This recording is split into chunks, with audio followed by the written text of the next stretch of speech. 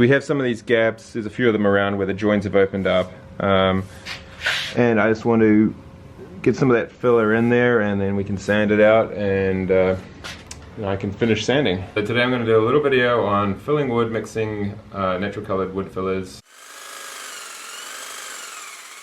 So I used natural pine, fir pine, and this is, I believe, a maple.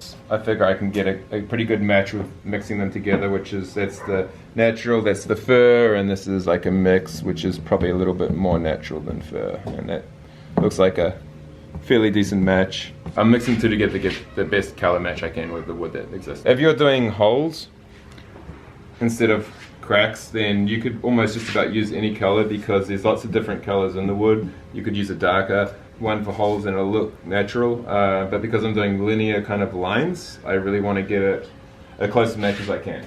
What you don't want to do if you want to continue using the same filler in the future, you don't want to leave the lid off too long, because it's air drying and it does dry fairly quickly. So you want to get out what you kind of need. Don't mix up too much at once, because you're going to waste it. Now you're going to need to mix up a lot more than you're probably going to need, and you're going to end up wasting a lot of it, because I'm going to be trying to push it into the gaps as best I can. And there's going to be a lot of excess I'm going to have to wipe off, and that's just, you know, what it is. It can be thinned with acetone as well, although you don't want to, but if it gets like hard and stale, like I've pulled out these cans where they're no good, and then I mixed acetone in there and was able to use it for at least one more time. I'm making spaghetti. So I'm just going to kind of mix it till I kind of get the color that I want. Not bad, not bad. It will dry lighter, so you actually want to mix it a little darker than what you want to start with.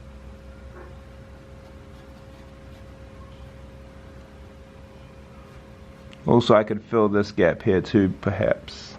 Why not? So I'm leaving it on a little bit thick, and I'll sand it back. Using a drywall sponge because it's flexible.